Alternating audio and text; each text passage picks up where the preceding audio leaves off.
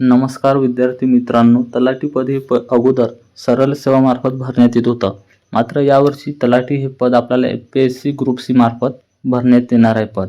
तर MPSC group C ही जी परीक्षा आहे, अगोदर असा प्रश्न होता विद्यार्थ्यांचा की ही ऑनलाईन होणार की ऑफलाईन होणार, परंतु ही परीक्षा ऑफलाईन होणार असणार आहे आणि त्यामध्ये तुम्हाला पूर्व परीक्षा आणि मुख्य परीक्षा अशा 2 परीक्षा द्याव्या लागणार आहे. अगोदर तुम्हाला पूर्व परीक्षा पास करावी लागणार आहे, त्यानंतर तुम्ही मुख्य परीक्षा देण्यास एलिजिबल होणार. तर बघा, पूर्व परीक्षा पास झाल्याच्या नंतर तुम्हाला प्रेफरन्स द्यावा लागणार आहे पदाकरिता, की तलाठी पद नंतर 1, 2, 3, 4 जे पद आहे तुम्ही एलिजिबल आहात त्या पदासाठी तुम्हाला प्रेफरन्स द्यावा लागणार आहे.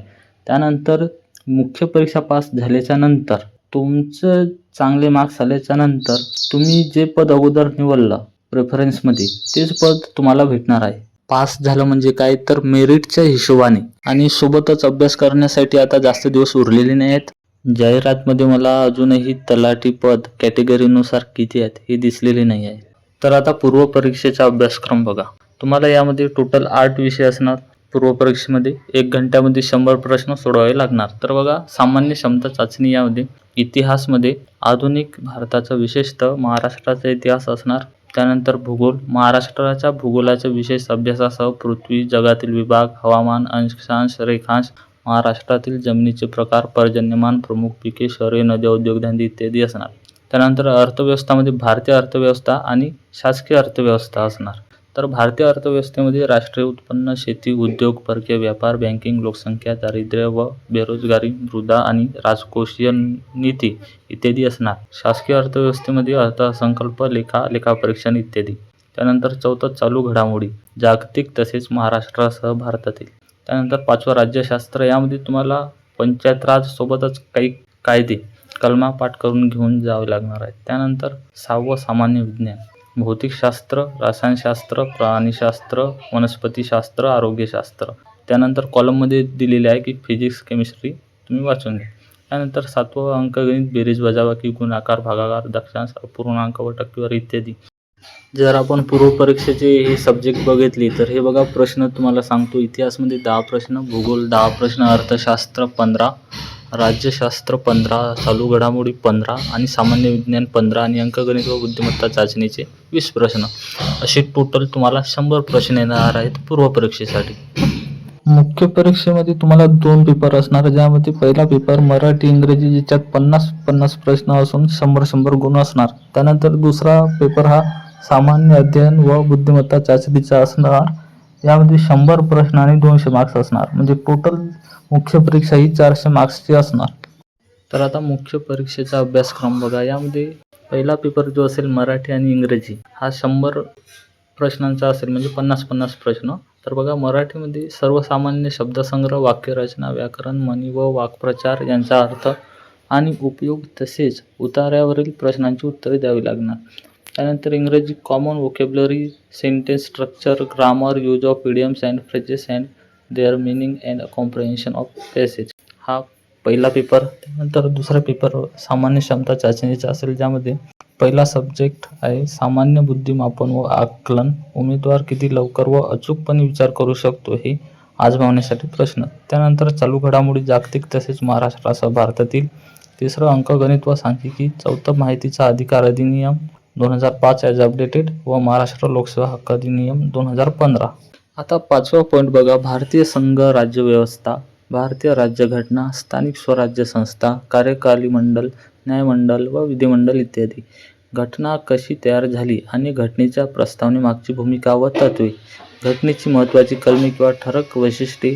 केंद्र व राज्य संबंध, धर्मीय राज्य, मूलभूत हक्क व कर्तव्ये, राज्याच्या धोरणाची मार्गदर्शक तत्त्वे, शिक्षण, युनिफॉर्म सिव्हिल कोड, स्वतंत्र न्यायपालिका, राज्यपाल, मुख्यमंत्री व मंत्रिमंडळ, कर्तव्य, अधिकार व कार्य, राज्य विधिमंडळ, विधानसभा, विधान परिषद व त्यांचे सदस्य, अधिकार, कार्य व कर्तव्ये, विधी समित्या इत्यादी. त्यानंतर 6वं बघा, आधुनिक भारताचा विशेषतः महाराष्ट्राचा इतिहास. त्यामधील सामाजिक व आर्थिक जागृती 1885 ते 1947. महत्त्वाच्या व्यक्तींची कार्य, समाज सुधारकांचे कार्य, स्वातंत्र्यपूर्व भारतातील सामाजिक जागृतीतील वर्तमानपत्रे, शिक्षणाचा परिणाम, स्वातंत्र्यपूर्व काळातील इतर समकालीन चळवळी, राष्ट्रीय चळवळी. त्यानंतर 7वं बघा, भारताचा व महाराष्ट्राचा भूगोल. महाराष्ट्राचा व भारताचा प्राकृतिक फिजिकल भूगोल. मुख्य प्राकृतिक फिजिओग्राफिक विभाग. हवामानशास्त्र क्लायमेट. पर्जन्यमान व तापमान. पर्जन्यातील विभागावर बदल. नद्या, पर्वत व पठार. विविध भूरूपे. राजकीय विभाग. प्रशासकीय विभाग. नैसर्गिक संपत्ती, वने व खनिजे. मानवी व सामाजिक भूगोल. लोकसंख्या, लोकसंख्येचे स्थानांतर, मायग्रेशन ऑफ पॉप्युलेशन व त्यांची उगम, सोर्स आणि इष्टस्थानावरील डेस्टिनेशन परिणाम. ग्रामीण वस्त्या व तांडे, झोपडपट्ट्या व त्यांचे प्रश्न. त्यातीलच पर्यावरण बघा. मानवी विकास व पर्यावरण. पर्यावरणपूरक विकास. नैसर्गिक साधनसंपत्तीचे संधारण, विशेषतः वनसंधारण. विविध प्रकारची प्रदूषणे व पर्यावरणीय आपत्ती. पर्यावरण संवर्धनात कार्यरत असलेल्या राज्य किंवा राष्ट्र किंवा जागतिक पातळीवर संघटना, संस्था इत्यादी. आता शेवटचा आणि 8वा पॉईंट, सामान्य विज्ञान व तंत्रज्ञान. यामध्ये बघा भौतिकशास्त्र फिजिक्स, ब रसायनशास्त्र केमिस्ट्री, क प्राणीशास्त्र झुलॉजी, ड वनस्पतीशास्त्र बॉटनी, ई दूरसंवेदन, हवाई व ड्रोन छायाचित्रण, भौगोलिक माहिती प्रणाली व त्याचे उपयोजन म्हणजेच remote sensing, aerial and drone photography, geographic information system GIS and its application etcetera. फ माहिती व संप्रेषण तंत्रज्ञान, इन्फॉर्मेशन अँड कम्युनिकेशन टेक्नॉलॉजी. 9वा पॉईंट बघा अर्थव्यवस्था व नियोजन विकास विषयक अर्थशास्त्र, ज्यामध्ये पहिला पॉईंट आहे समग्र लक्ष्य अर्थशास्त्र. समग्र लक्ष्य अर्थशास्त्र वृद्धी आणि विकास, सार्वजनिक वित्त, आंतरराष्ट्रीय व्यापार आणि आंतरराष्ट्रीय भांडवल. त्यानंतर दुसरं आहे भारतीय अर्थव्यवस्था.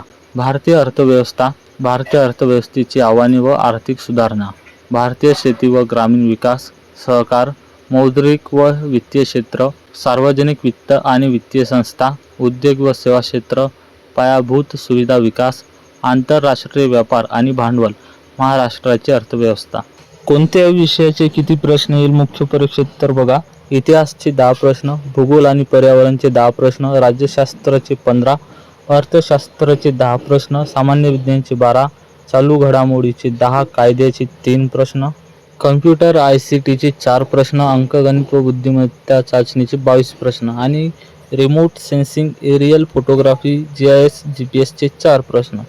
तर विद्यार्थी मित्रांनो आपल्याकडे खूप कमी दिवस आहे, तर अभ्यास भरपूर करा आणि जेवढं मी सांगितलं माझ्याकडून माहिती ती तुमच्या अवश्य कामी पडेल अशी आशा करतो. आणि तुमच्या परीक्षेसाठी तुम्हाला हार्दिक शुभेच्छा. भरपूर अभ्यास करा आणि फोकस राहून अभ्यास करा, कारण की आपल्याकडे खूप कमी टाईम उरलेला आहे. जर तुम्हाला काही प्रश्न असेल तर कमेंट करा, मी उत्तर देण्याचा नक्की प्रयत्न करेल. तर भेटूया नवीन व्हिडिओमध्ये. तोपर्यंत जय हिंद, जय महाराष्ट्र.